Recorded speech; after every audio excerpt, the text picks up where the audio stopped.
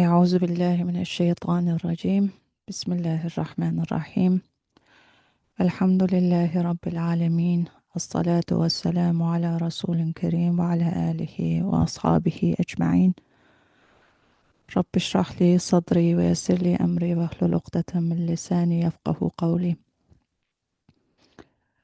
I'd like to share my reflections on Sayyida Khadijah radiallahu anha. May Allah be pleased with her. And I want to thank the Diyanet Center of America in Maryland for inviting me and organizing this wonderful session, this wonderful series, which allowed me to go back and spend some time with these spiritual giants, the mothers of the believers, the prominent women of Islam, who are truly role models for us in every respect. And I'm just so grateful for all the work Diyanet Center is doing and bringing us together and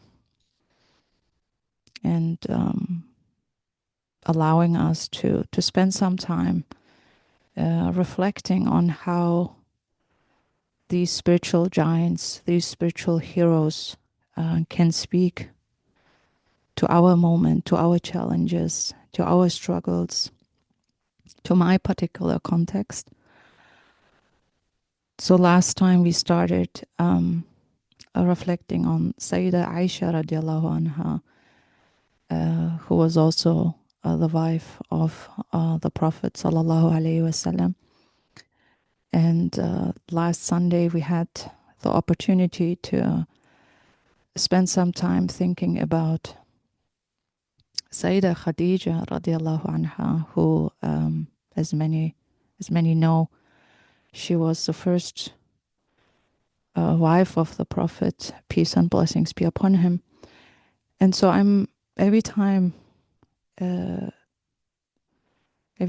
I aim to engage with their lives and trying to get closer to them by understanding who they were and how they are truly mothers of the believers, that they are really embracing us in every way, that they are showing us the way, that they are that their legacy continues and still speaks to us, all of us, men and women. So this is not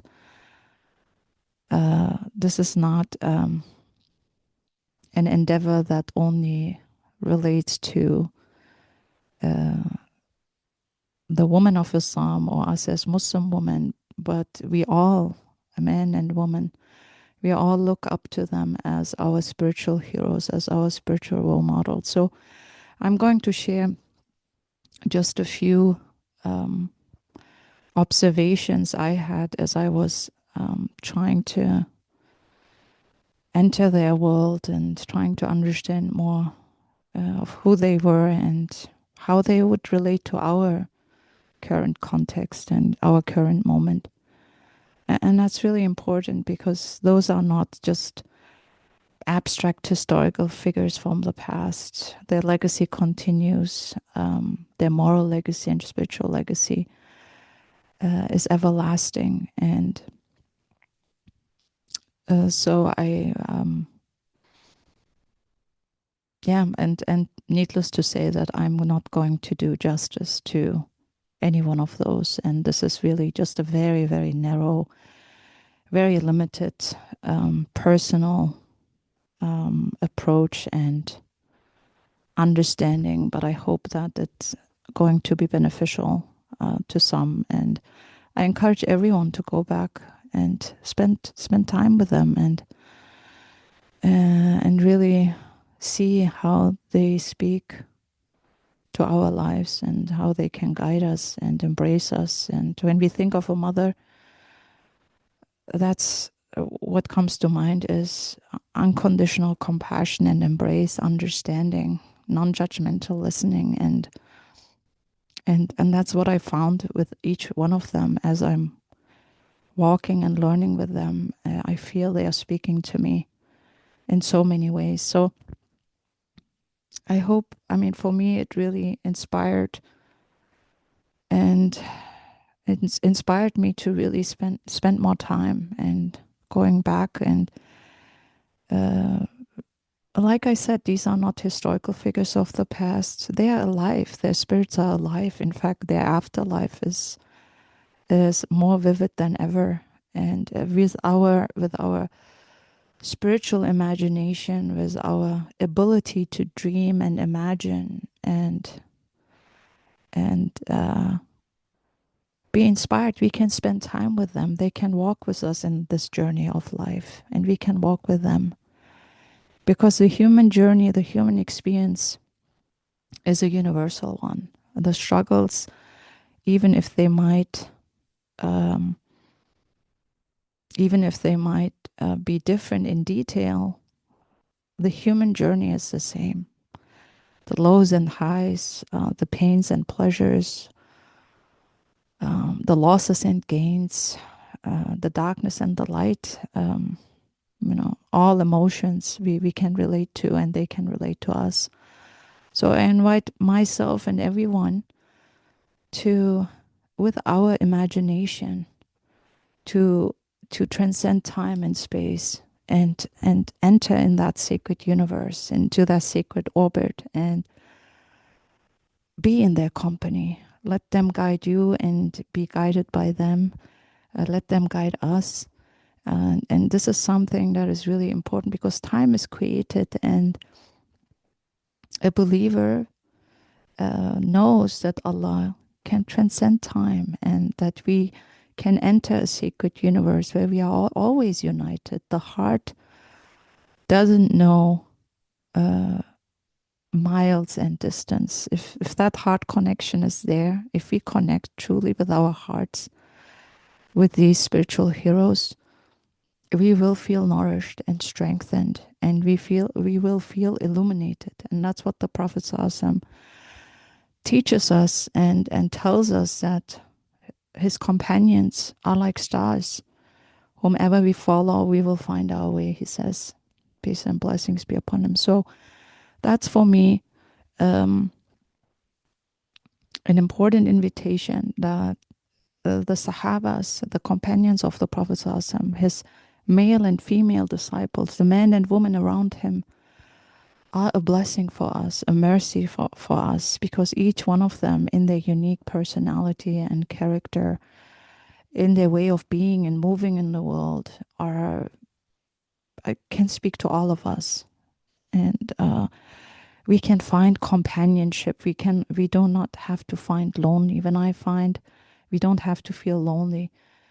When I find I'm going through tough times, I simply ask and say, "Oh, Mother Khadija, please embrace me, guide me, show me the way, help me understand."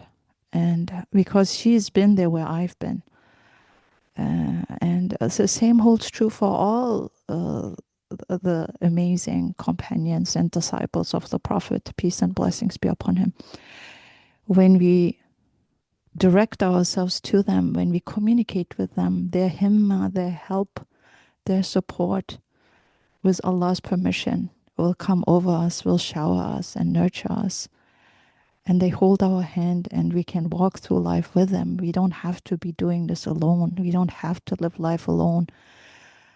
And being in the community of these holy, sacred people of Allah, his beloveds, and that's already a very important piece that I'd like to share, that we can always spend time with them. They are alive. Their spirits are alive. The spirit is not confined by a place, space, and time.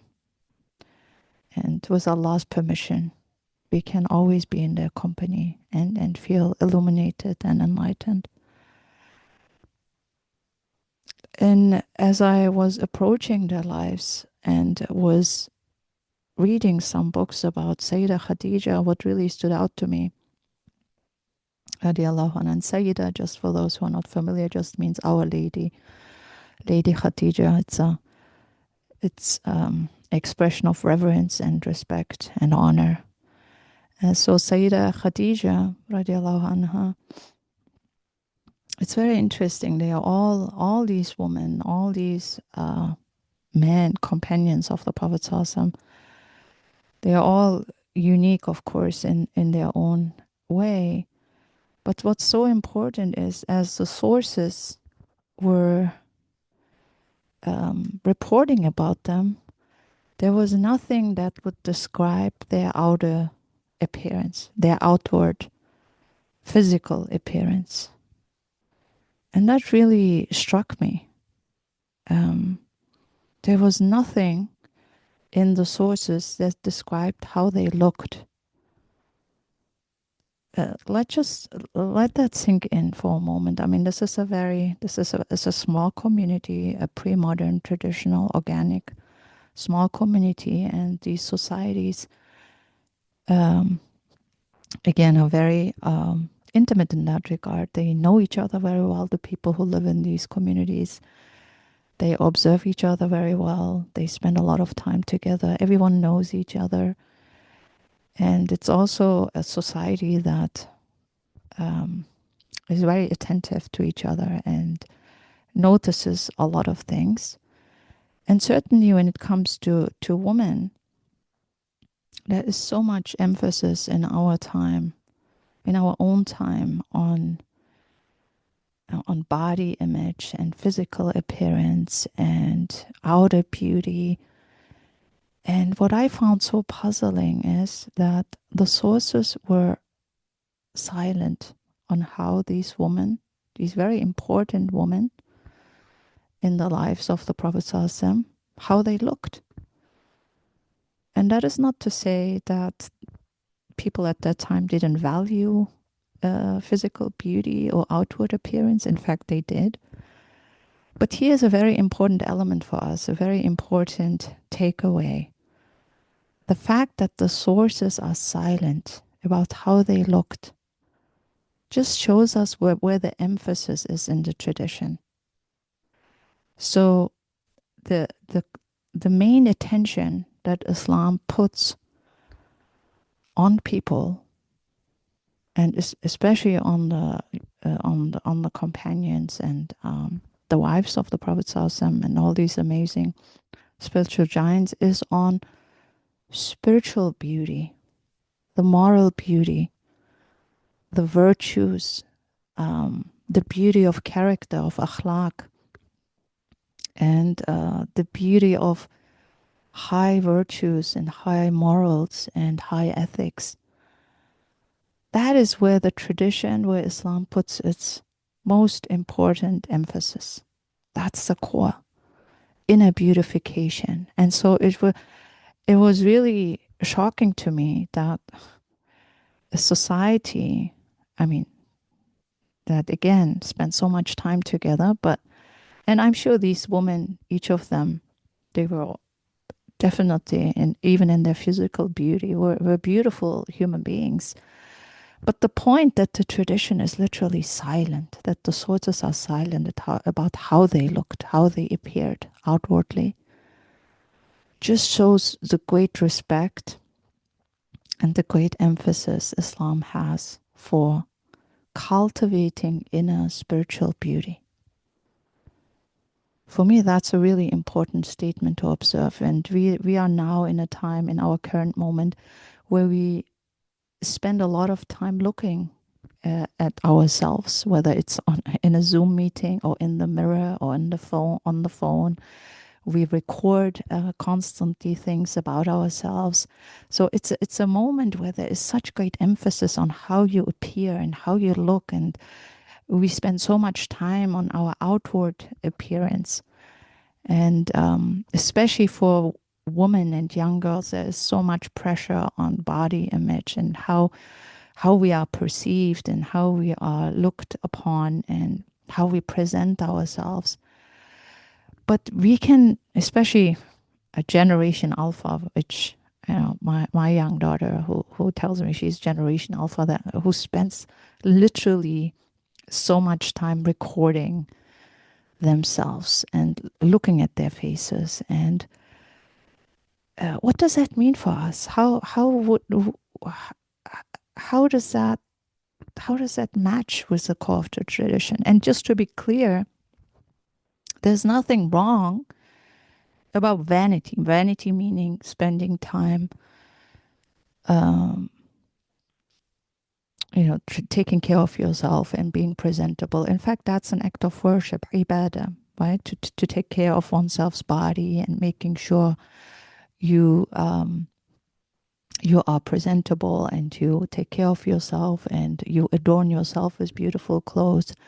But if that goes to into an extreme, that's where it becomes unhealthy vanity. And unhealthy vanity is when it becomes so excessive that your thoughts are consumed by how you look constantly. This over excessive thinking about how you are perceived by others and how your physical appearance is displayed. And so Islam has nothing against beautification, outward beautification. Taking care of yourself. When I went to the presentation, or if I go into out the community, I take care of myself, and I do enjoy making sure that I'm dressed properly, that there's a harmony between the pieces that I choose, that I'm presentable. That's for me also an expression of Islam's grace and dignity and beauty and aesthetics. There's nothing wrong with that. But if, again, 90%, 99% of my desire to beautify myself is placed on outward beauty, in trying to constantly fix my body in a certain way, that's where it then becomes unhealthy vanity. So we have all these desires about beautification, but when we look at how Sayyida Khadijah and the other women, those spiritual heroes, had such an ambition in beautifying their character and leaving a beautiful spiritual legacy, it already tells us how to channel our desire for beautification and vanity. And that what outlasts me is not my physical beauty. My body is declining and my beauty is disappearing. That is something that also to be accepted in a sense, because there's no stopping that process. That youthful, beautiful look, that is not everlasting. It's not for infinity, and it will not be forever. It is a blessing from Allah for a certain season in my life. But the fact that the body is fragile and we are not made out of iron and steel, and that eventually I have to accept the reality of change, of aging, and that I will not look always as beautiful from the outward or physically. It's also something to cultivate, that contentment, that qana'a, that acceptance, that those are seasons in my life and beautiful seasons, and those are blessings from Allah that I cannot keep always. But here where comes the fact that Allah promises that this youthful and this dynamic existence will be returned back to us, right? That I will get that back. That inshallah, if I dedicate my youth and my energy and my life to Allah, if I make a commitment to live a life pleasing to Him, then Allah promises me that I will get all of those back. That beauty and that dynamic youth and all the blessings that I enjoyed in this life. Alhamdulillah, this is the promise that then, and the hope that allows us to embrace these realities of life. That beauty is not something that we have control, outward beauty that we can keep forever.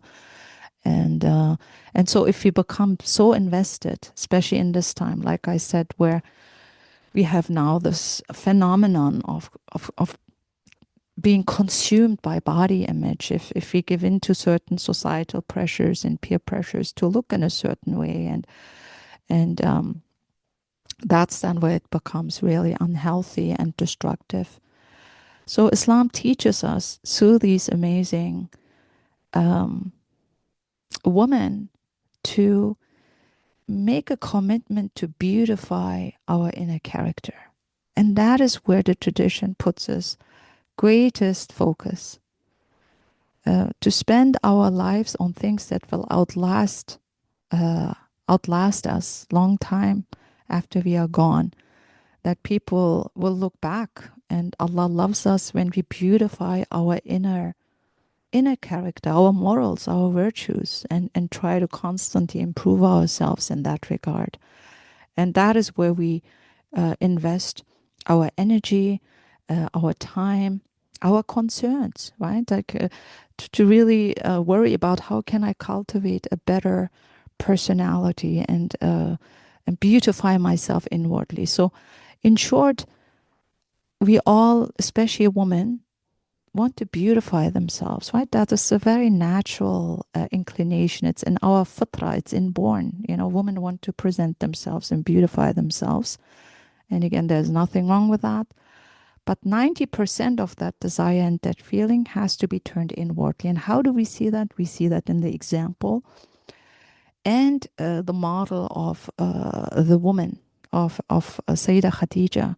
Again, we don't know anything about how she looked.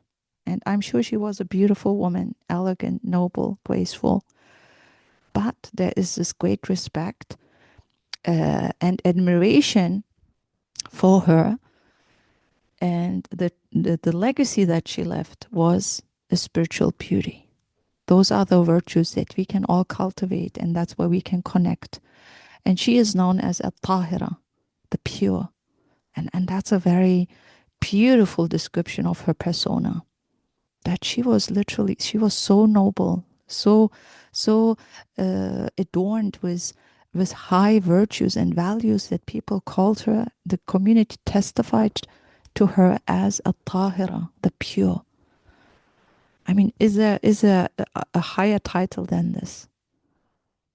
Isn't that the most amazing compliment that one can? And this is not about just the outward purity, but it truly speaks to her inner purity, the clarity and the nobility and the grace and the dignity she displayed in all of her interactions. So that was one thing that really stood out to me. Just this challenging our notion of beauty. What is it? Um, how do we channel beautification in constructive ways and in a way that leaves a moral and spiritual legacy? That's how she is remembered. At the end, nobody will remember if I had pretty brown eyes or beautiful hair, or if if my body looked in a certain way. That's not relevant. It's not relevant. What is relevant and everlasting is that inner spiritual beauty. And so to pause and slow down and think about this in my life, where do I direct my energy of beautification? Right? And there is this whole industry that feeds off of this desire of beautification that relate to our anxiety. We want to keep our beauty, and that is an evidence for the akhirah, for the eternal life, that we want to be youthful and beautiful outwardly. But again, to reiterate, the reality is that we do not have control over that. If I would spend time, uh, I listened to this one dermatologist, and who shared all her insights and wisdom about how to take care of skin. And we could spend all day in the bathroom, and still there would be things that would annoy us. And so it's something that is, we have little control about, these things. And to be clear and to stress, to take care of oneself, of the body, is a sacred trust and a manner, but it has to be in a way that we do not waste our precious time and energy, because this is a very limited, short, brief time on earth, and to really have our priorities set right. And we learn that from Sayyida Khadijah radiallahu anha, how she invested herself fully, right? Fully, and made a commitment to leave a spiritual legacy. And so that is where I deeply connect. That's where I feel I can learn a lot from her in that regard. And that is also something that we see across the board. That Islam teaches us that the outward beauty is one that is finite and fleeting. And so how do I make sure that I will get back that beauty in infinite ways, in an everlasting way? By spending my my desire for beautification on things that truly are important, right? Cultivating of character. So, and just as a side note, it's really important to take care of oneself because the body is a sacred trust. And we are created as noble human beings. And that means that we make sure that we physically are nourished. So it's so important to have good quality sleep, to make sure that we sleep at least 7-8 hours, that we have healthy nourishment and nutrition, a good diet, eat wholesome and tayyib food, things to minimize ultra processed or processed foods, and to ideally stay away from these things, and to eat things where human hands have not touched a lot, and which is still, pure. That those are all Quranic. This is the Quranic guidance for us, and so if we want to be beautiful in that regard, those are really the most important things as well. Good quality, healthy sleep, good quality, healthy diet and nutrition, wholesome food, type food, and movement, right? And those are the things that also add to a beautiful outward appearance, but also keeps your spiritual glow intact. So that's but just a little humble advice. And those are the three things that will always come back. And I'm just sharing this again, coming from that dermatologist who shared that. That is really, if we want our skin to also look beautiful, those are the three main ingredients. It starts from within again, right? From within, to make sure that we have these three things prioritized.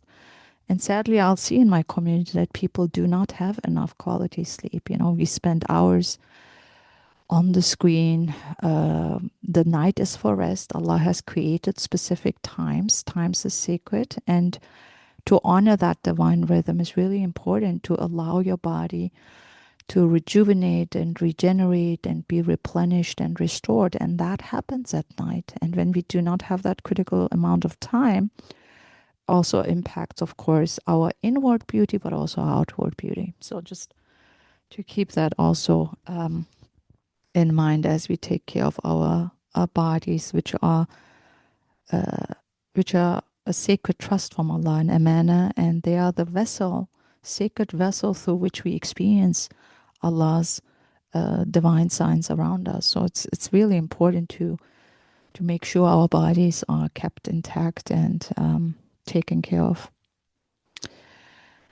So to go back to that beautiful spiritual legacy. So Sayyida Khadijah, we know that she met the Prophet ﷺ when she was 25.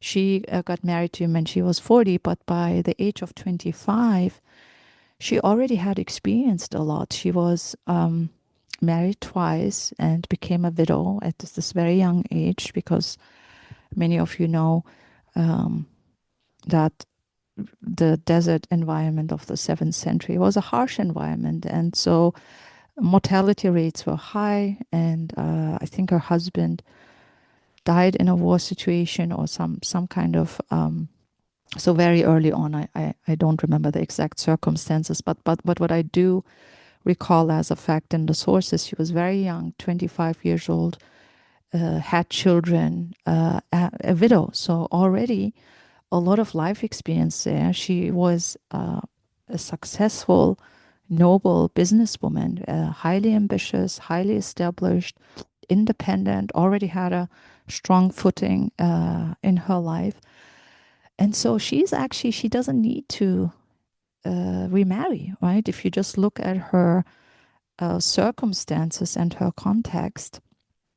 And I'm saying this because this is really important for those of us who, especially as women who pursue an education, a career, we can find a lot of wisdom in her lifestyle, right? And so there's nothing wrong in being pursuing an education or a career and being ambitious and having wealth. She's a very healthy woman, very noble. So she has this very high status in her community. But when she comes across the Prophet Sallallahu, it's very odd that so so many people propose to her, but she rejects. And wealthy men and people of high social status. But what's so interesting about her, again, showing her emphasis on spiritual and moral beauty, she is really drawn to the Prophet ﷺ. She sees his noble witnesses and hears about his noble character, especially how he is dealing as her representative of leading her business.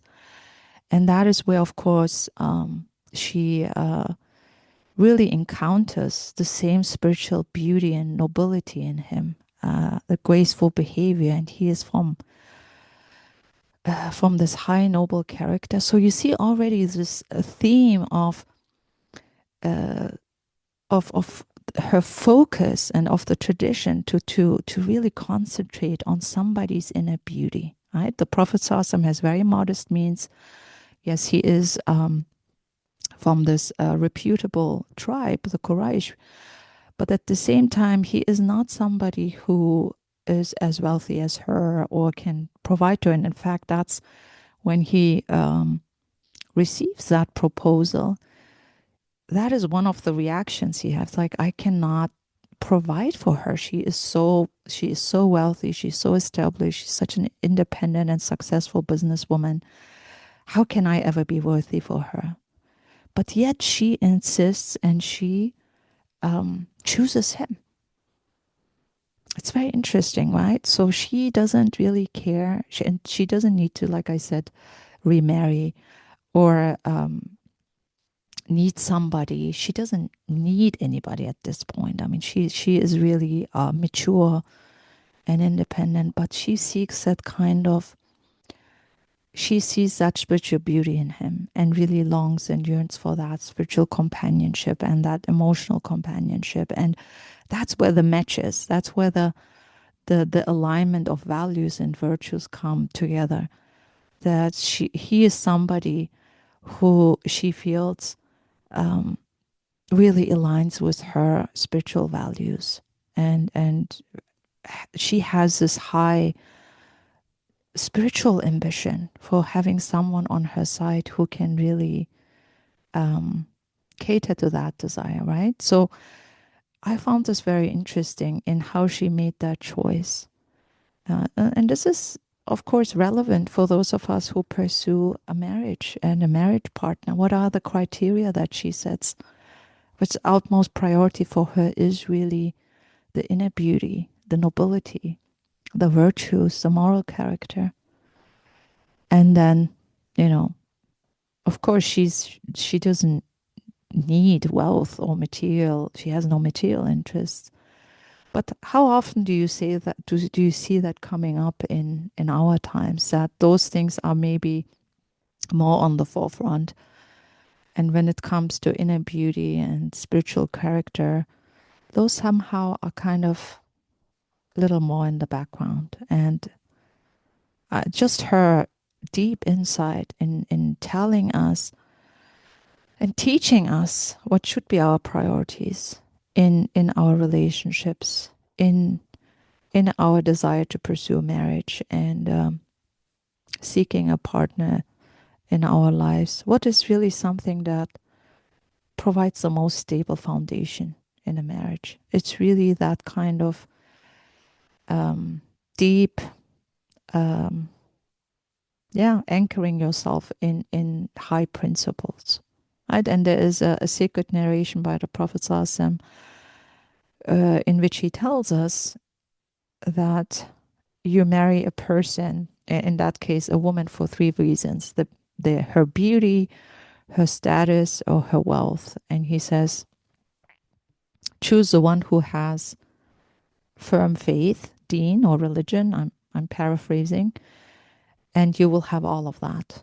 And subhanAllah, you see that reflected in the choices that Sayyida Khadijah made, right? She chooses one, the Prophet ﷺ, who gives her that, what is the most stable, most eternal foundation, the one that is really, will always be permanent. Wealth, if someone is wealthy, yet that can diminish and can disappear overnight. Somebody can lose their wealth. Beauty is also something that we know is fleeting.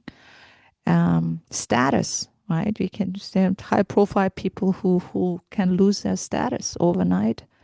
That kind of privilege and social ranking.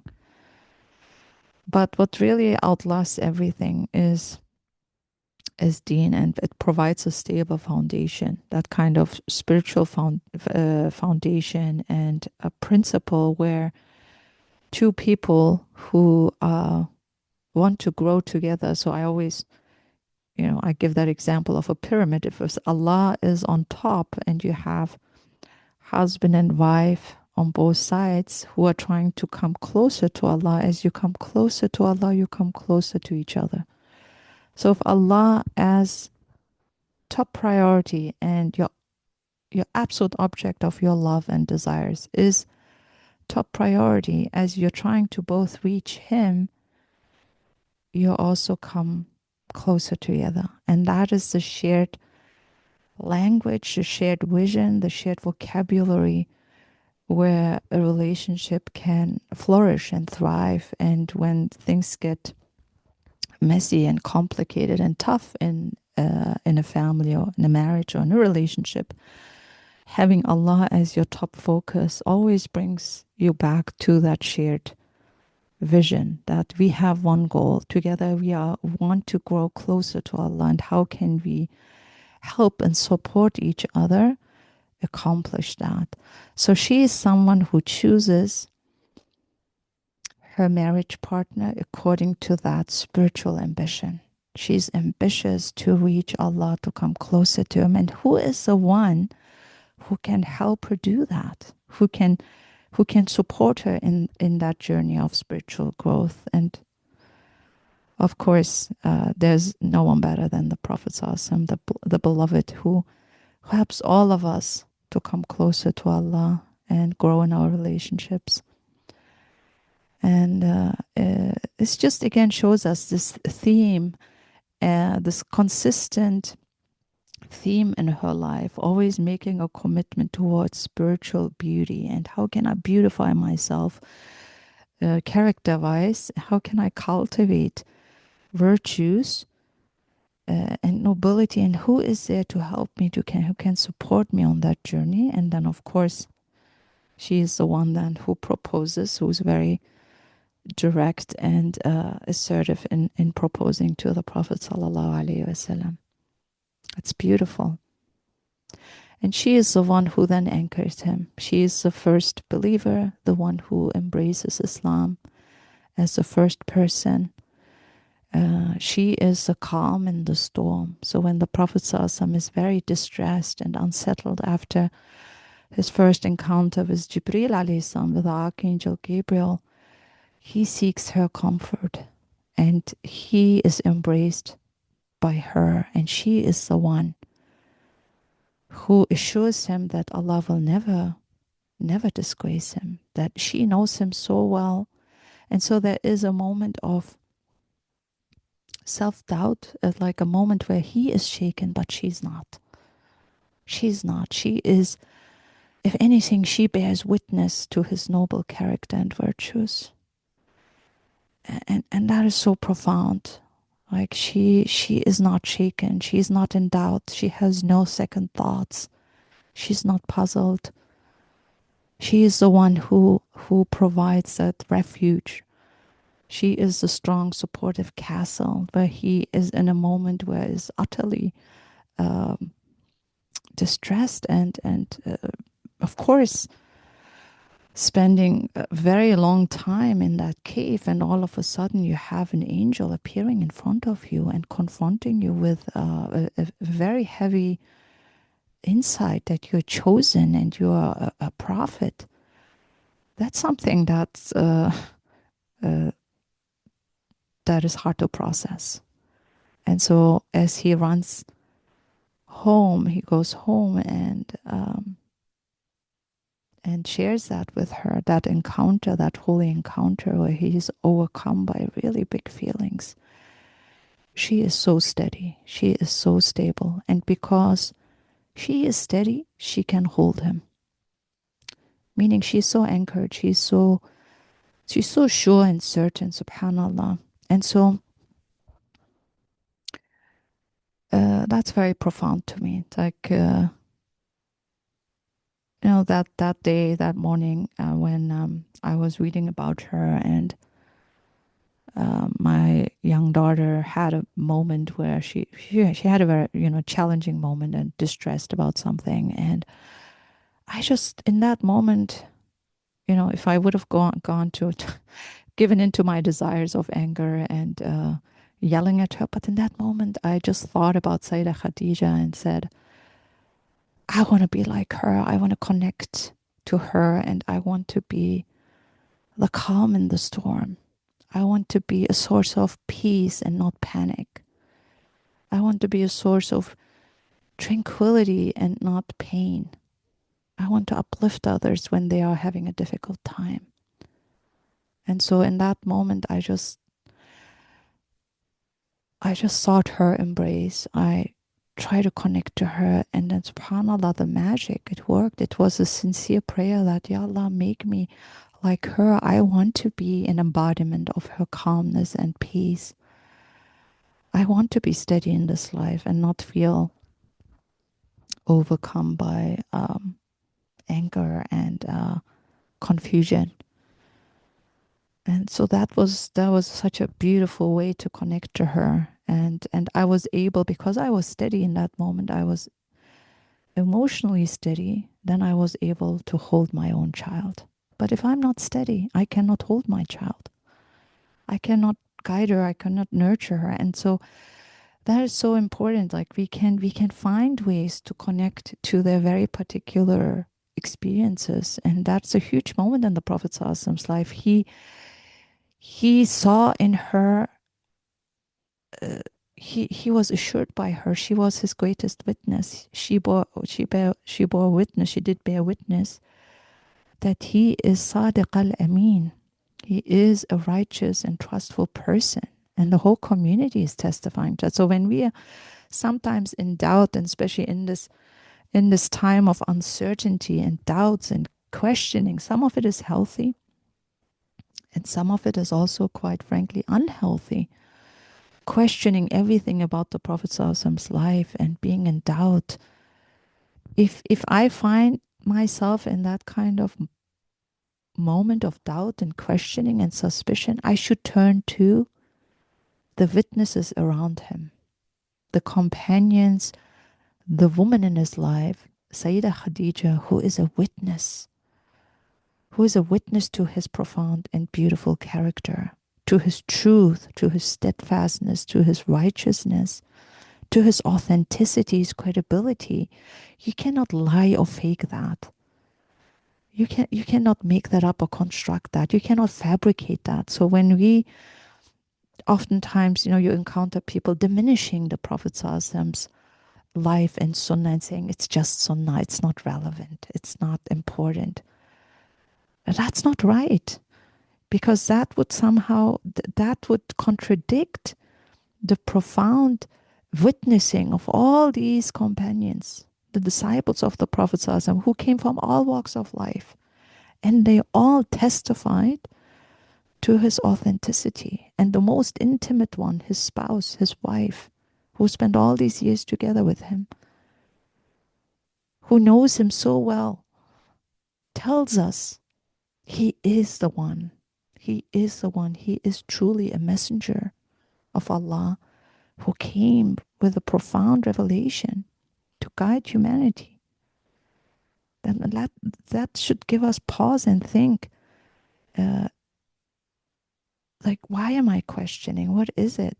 Why am I in doubt? And so I can turn to them and they can provide me the answer and the proof that he is indeed a messenger of God, the final messenger of God. So that is, again, in this age of deconstruction and uncertainty, and always, this, we call it in the academy, the hermeneutics of suspicion. We're always suspicious of religious texts and sources. And this is again a small traditional organic community in which everyone knows each other, and especially your wife will know who you are. And so you can go to her, right? And all the other close witnesses of the Prophet ﷺ's life, and there you will not find any doubt and questioning. They all saw him, they observed him, they lived with him.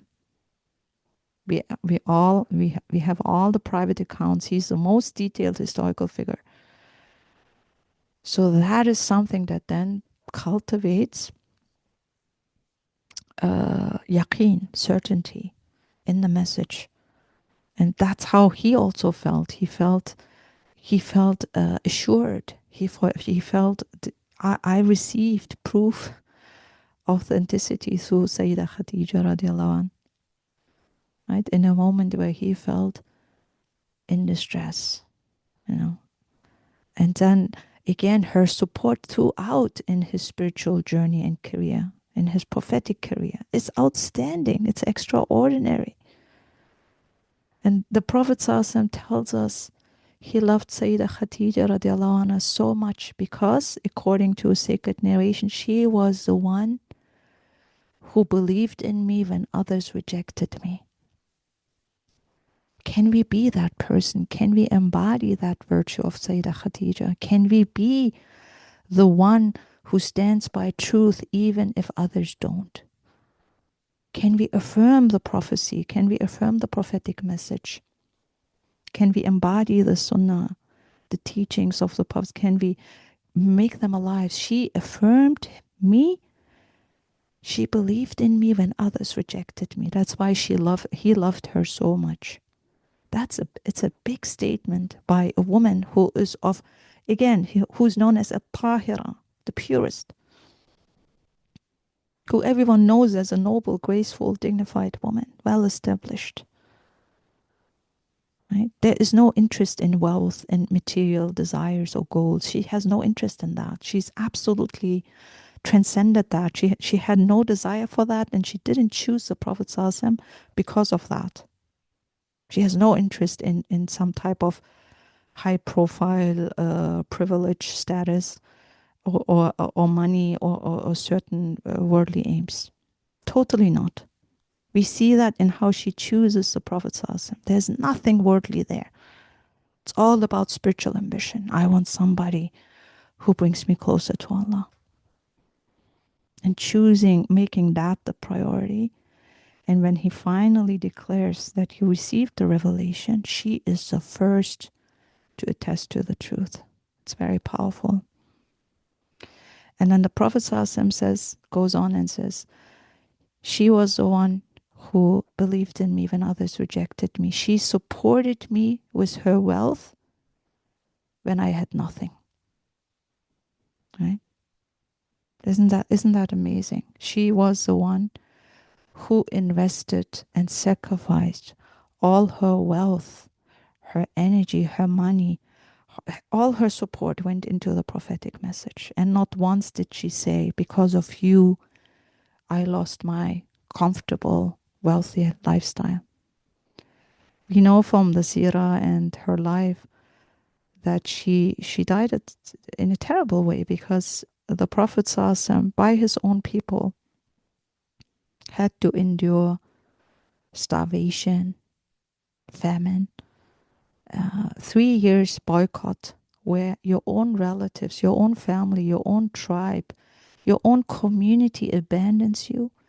And Sayyida Khadijah radiallahu anha was forced to leave her comfortable life, her life of convenience and tranquility, and move into a tent into the desert and suffer from starvation and malnutrition. Many scholars say that she probably has died because of the malnourishment, the results of that. And then, of course, when she dies, the Prophet ﷺ is in such sorrow that we know this year to be the year of sadness, the year of sorrow. And then, of course, his uncle Abu Talib dies. He loses him as a support. But she was one of his greatest supporters, the one who kept him steady and was a source of comfort and peace and calm and tranquility. He could come to her and would know everything will be all right. And she never questioned him, not once.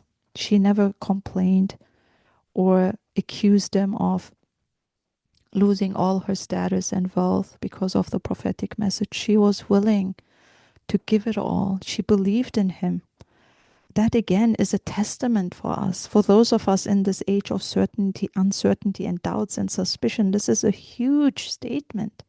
When somebody gives up everything for the cause of, for that holy cause, showing us and showing us that she is an embodied witness. This is not just some lip service. This is a profound statement on her end. And if we don't heed that call, if we don't pay attention, then I think we will be in a cycle of doubts and uncertainty and suspicion.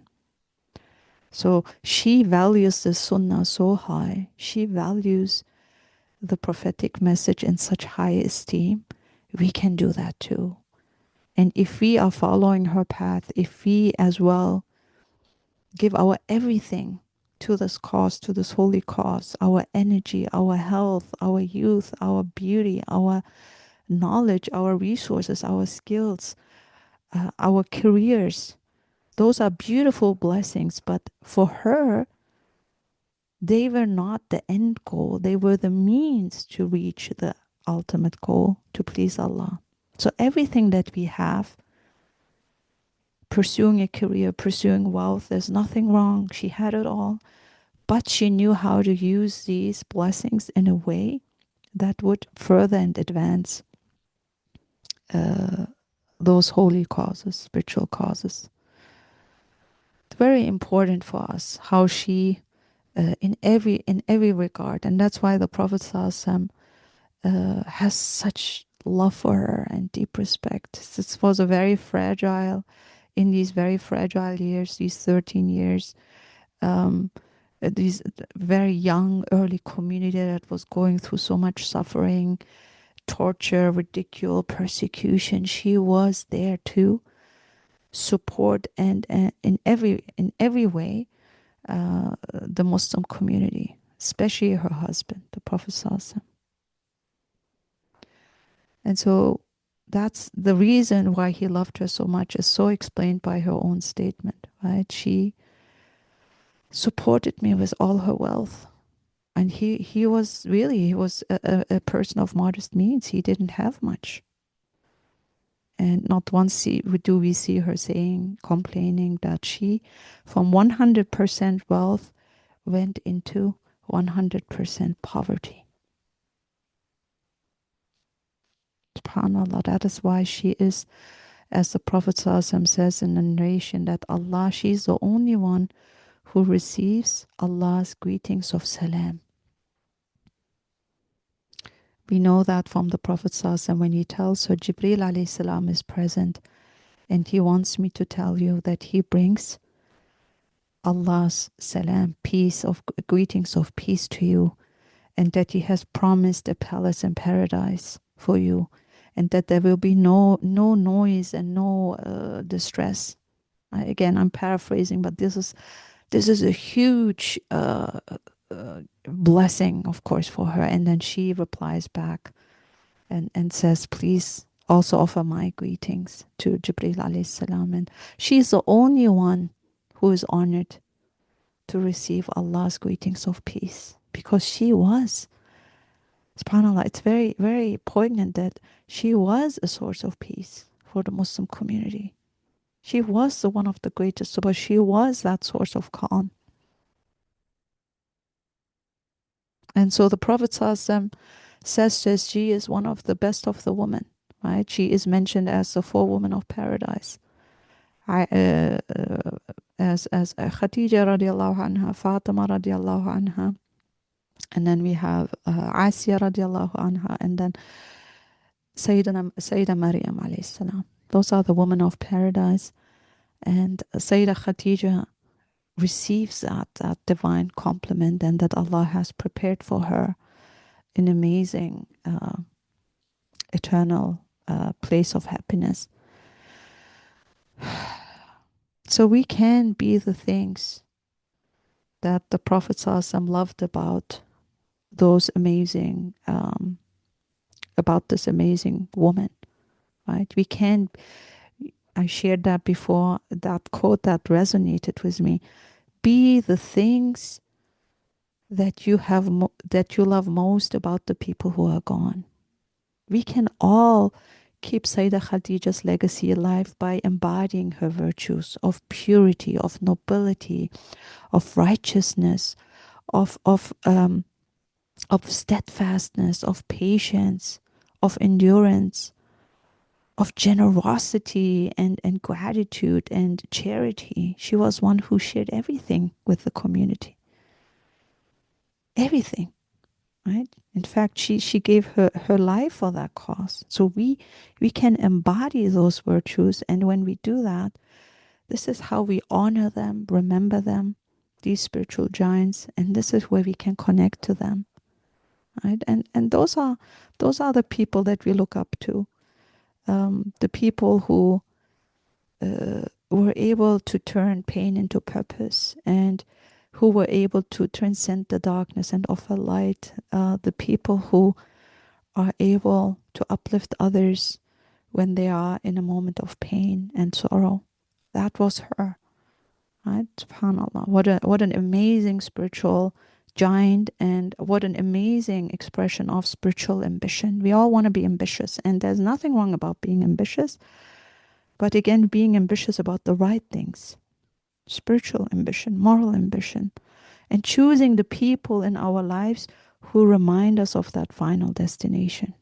First of all, the companionship of these spiritual giants, and then the companionship, the fellowship, the suhbah, the friends in this world, in our community, who remind us of our ultimate return, who help us achieve these goals, these spiritual goals. And then, of course, she supports him when he is cultivating, when he is seeking Allah's guidance, right? He spends a significant time in the cave, and many of those who went to did the pilgrimage to Mecca and climbed on the Mount of Hira, they will know that this is not an easy task. And she would take care of the children. And while the Prophet ﷺ was in this state of retreat, of spiritual retreat, spending significant time in the cave, she would walk to that cave, which is a huge distance, and she would bring him provision. She would bring him food and make sure that he was taken care of. I mean, again, this is mind-blowing to me as somebody who gets very anxious even if her husband leaves for 2 days for a conference, and I feel, oh, he shouldn't stay longer. And this is for a good cause. This is for something that, again, trying to be supportive. But when I see her support, how much she is supporting him, that selfless sacrifice, and already seeing how the prophetic message will unfold. And she has that kind of foresight, I believe, right? Like there is no moment of complaint. And imagine a woman who her husband disappears for months into a mode of spiritual retreat, and then she has to take care of the children and the household and basically functions like a single mother. I mean, this is huge.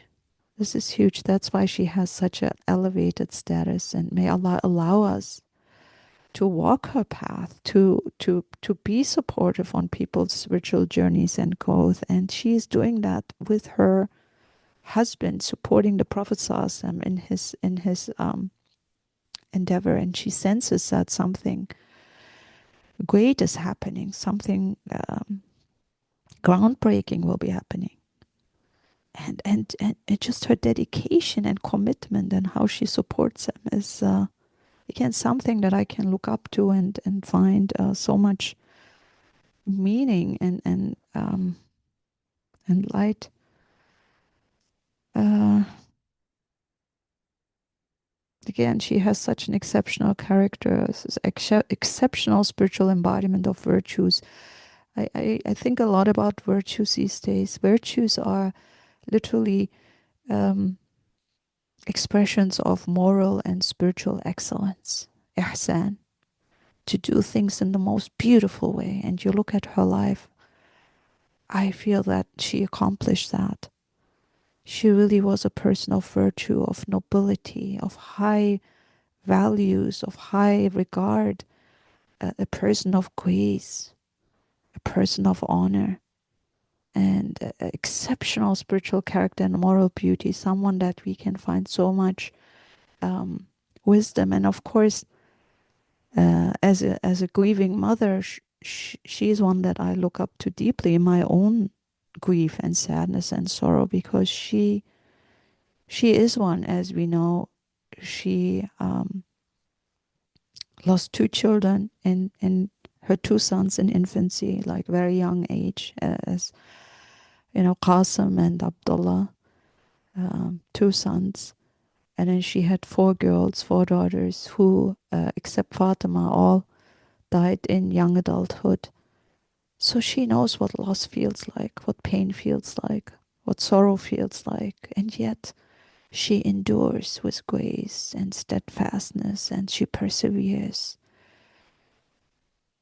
She knows that Allah will compensate her. So we don't have any even account of her complaining or grieving excessively.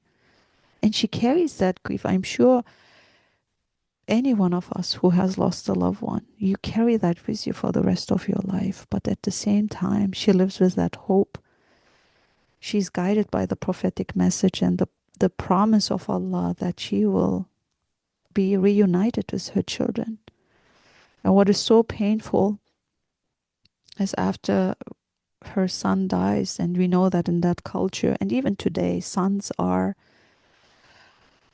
a sign of, or an expression of successorship, of leaving an heir behind, a successor behind, a legacy behind. So both of her sons die, return to Allah, and then the community, those enemies of Islam, they mock her. They mock the Prophet ﷺ, saying, and this is how we know Surah Al-Kawthar was revealed, responding to these mockings and the insult and the painful ridicule that those enemies of Islam direct to the Prophet ﷺ and to her, to the family, saying, you are lost, you are cut off, you don't have any heir, you don't have any successor, you are a loser, you are a failure, hasha. I mean, this is such a painful thing to just read. Like, you are going through the most tragic experience in your life.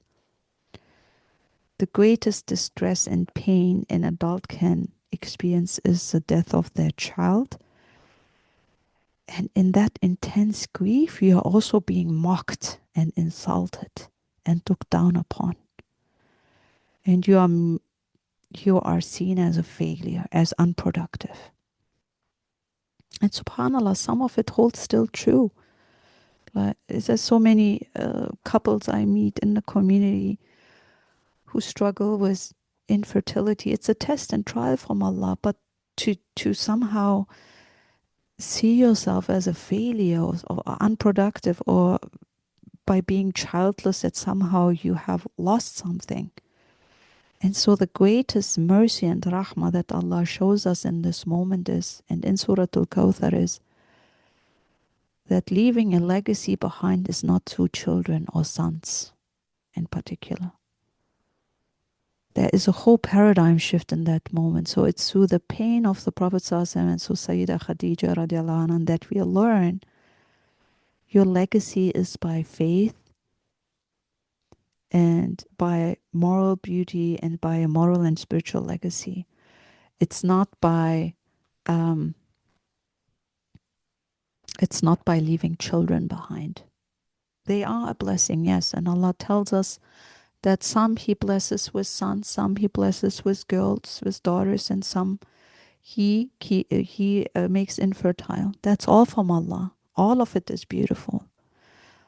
But when we look at the Prophet Sayyida Khadijah radiallahu anha, they didn't see that as the end of their lives, right? So there is a whole shift for us that true legacy is not through sons, but through faith, impact, and message. It's what kind of spiritual impact, moral impact are you leaving behind? How can you still nurture a generation after you, even if you don't have children on your own? The capacity to nurture, guide, educate, raise a generation after you. There is the possibility, and we see that in those amazing spiritual giants through the life of Sayyida Khadijah radiallahu anha, where she was not just consumed and obsessed, consumed by excessive grief and that pain and sorrow, but she dedicated herself, committed herself to raising a generation of spiritual giants. And today she speaks to me, right? And she shows us that hardship and loss is not a sign of Allah's anger. It is a sign of Allah's closeness, right? It is a sign of Allah's closeness. Allah elevates you. Allah increases your ranks. Doesn't mean that He punishes a servant through child loss or any type of loss, or the loss of health or loss of wealth. If that would be the case, we would have if that would be the case, I mean, how could we then reconcile that with their lives? They were the most pious, the most virtuous, the most righteous people. By worldly standards, they lived a miserable life of poverty, loss, starvation, ridicule, persecution. Yet they are the ones who are the most elevated. So what people saw as loss, Allah declared as elevation. Those are the powerful teachings that she leaves to us behind. And may Allah allow us to find that light in those important lessons. And may Allah allow us to leave a moral and spiritual legacy behind. And may Allah allow us to be in their sacred company in the hereafter. And make us understand that true legacy is not through children or outward beauty, but is through that spiritual beauty and that moral beauty that we leave behind, and that will outlast our lives. سبحانك لا علم لنا إلا ما علمتنا إنك أنت العليم الحكيم وآخر دعوانا إن الحمد لله رب العالمين.